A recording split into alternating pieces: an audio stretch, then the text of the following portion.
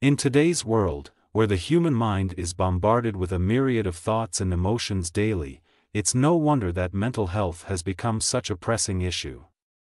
Did you know that the average person processes around 70,000 thoughts per day? This number highlights the immense complexity and power of our minds. However, despite this incredible potential, our minds are not immune to the struggles, pains, and burdens of life. According to the World Health Organization, nearly 1 in 4 people will experience a mental health issue at some point. Whether through personal experience or watching loved ones suffer, we have all felt the weight of these trials. But amid these struggles, there is hope, a hope that is rooted in faith and the promise of healing that God offers.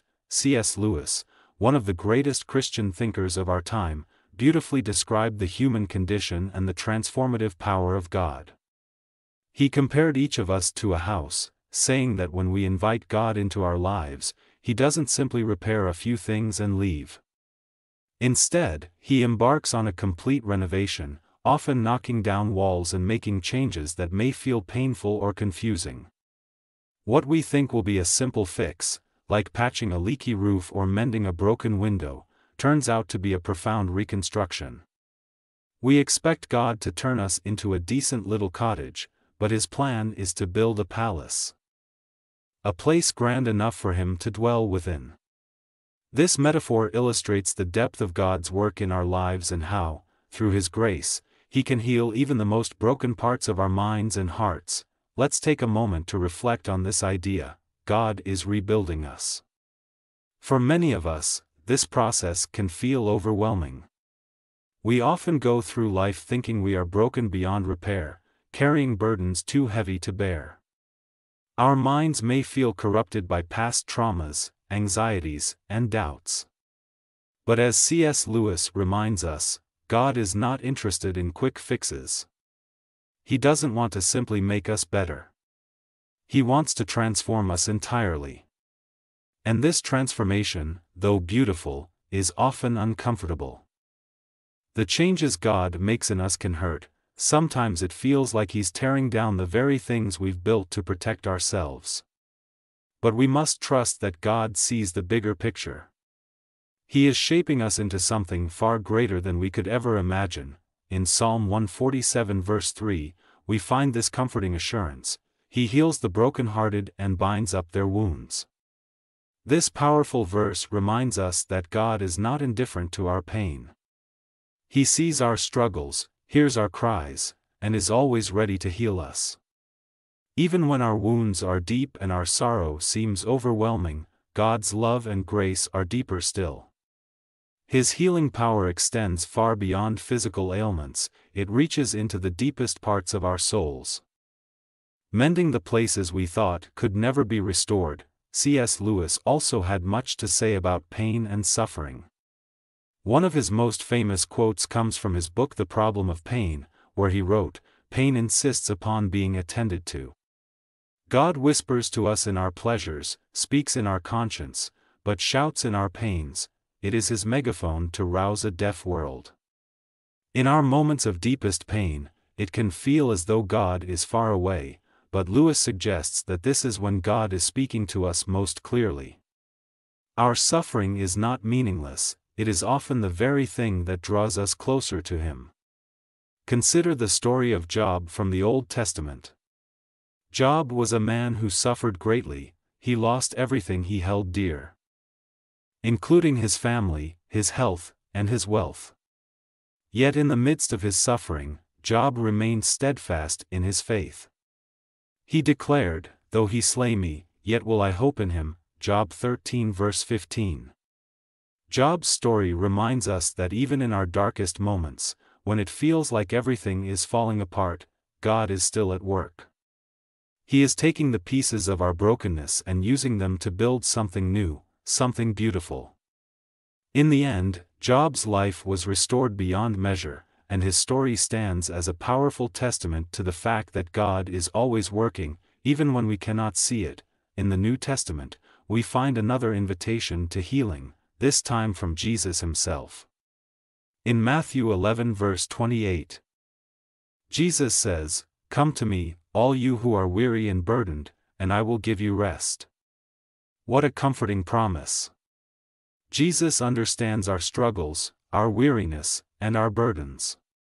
He knows the weight that we carry in our minds and hearts, and He invites us to lay those burdens at His feet. He offers us rest, rest for our minds, rest for our souls, and peace that surpasses all understanding. When we are anxious or overwhelmed, Philippians 4 verses 6-7 gives us this encouragement: "Do not be anxious about anything, but in every situation, by prayer and petition, with thanksgiving, present your requests to God. And the peace of God, which transcends all understanding, will guard your hearts and your minds in Christ Jesus." Through prayer, we open the door for God's peace to enter our hearts and minds. We invite Him to replace our anxiety with serenity, our fear with faith, and our brokenness with healing. As we navigate the trials and tribulations of life, it is easy to become discouraged. We may feel like our pain has no purpose, or that our brokenness is beyond repair. But Romans 8 verse 28 gives us this incredible promise: "And we know that in all things, God works for the good of those who love Him, who have been called according to His purpose." Even when we can't see how, God is using every piece of our lives, our joys and our sorrows, our victories and our defeats, to bring about His perfect plan for us. Like clay in the hands of a potter, we are being molded and shaped by God into something beautiful. It's a process that takes time, patience, and trust. But we can rest in the knowledge that God's plan for us is far greater than anything we could imagine. He is working to bring us from brokenness to blessing, from despair to hope, from fear to faith. C.S. Lewis once said, "Hardships often prepare ordinary people for an extraordinary destiny." When life feels overwhelming and our minds are clouded with fear and anxiety, it's easy to feel lost. But God has not abandoned us. He is right there in the midst of our struggles, guiding us, shaping us, and preparing us for something extraordinary. The Apostle Paul faced countless trials and hardships throughout his life: imprisonment, persecution, shipwrecks, and more. Yet despite all of this, Paul remained steadfast in his faith. In Philippians 4 verse 13, he declares, "I can do all things through Christ who strengthens me." This same strength is available to us today. No matter what we face, no matter how heavy the burden or how deep the pain, we can overcome through Christ. His strength is made perfect in our weakness. Paul's words in 2 Corinthians 12 verse 9 offer further reassurance. "But he said to me, My grace is sufficient for you, for my power is made perfect in weakness. Therefore I will boast all the more gladly about my weaknesses, so that Christ's power may rest on me." It is in our moments of greatest weakness that God's strength shines through. When we surrender our struggles to Him, we open ourselves to His power, allowing Him to work through us in ways we never thought possible. As we journey through life, one of the greatest battles we face is the battle for our minds. Our thoughts can be a powerful force for good, but they can also be a source of great pain and confusion. In 2 Corinthians 10 verse 5, Paul tells us to take captive every thought to make it obedient to Christ. This means that we must be vigilant in guarding our minds against the lies and deceptions of the enemy. We must replace those lies with the truth of God's Word, allowing His truth to penetrate every part of our lives. But it's not enough to simply know the truth, we must live it out. In Romans 12 verse 2, Paul urges us, "Do not conform to the pattern of this world, but be transformed by the renewing of your mind. Then you will be able to test and approve what God's will is, His good, pleasing, and perfect will." This renewal of the mind is a daily process, one that requires us to constantly seek God, align our thoughts with His, and allow His truth to transform us from the inside out. The journey from brokenness to blessing is not always easy, but it is always worth it. Along the way, we must remember that God is with us every step of the way. He is taking our broken pieces and creating a masterpiece, turning our mourning into dancing, our sorrow into joy.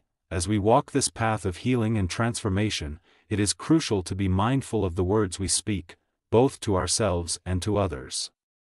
Proverbs 18 verse 21 profoundly states, "The tongue has the power of life and death." This powerful assertion highlights the immense influence that our words hold. Each word we utter carries weight. It can uplift or diminish, inspire or discourage. When we speak positively to ourselves, we cultivate a mindset of hope and resilience. Our self-talk shapes our perceptions and beliefs. Negative words can create a cycle of self-doubt, leading us to internalize feelings of inadequacy and despair. Conversely, affirmations and encouraging thoughts can ignite our spirit and propel us toward healing. By declaring truths over our lives, such as "I am worthy, I am loved, and I am capable," we nurture a more positive inner dialogue that aligns with God's perspective of us as His beloved creations. Furthermore, our words can significantly impact those around us. A kind word can brighten someone's day, while a harsh word can wound deeply. As we interact with others, we must strive to speak words of life, encouragement, and truth. Compliments, expressions of gratitude, and supportive affirmations can foster an environment of love and understanding.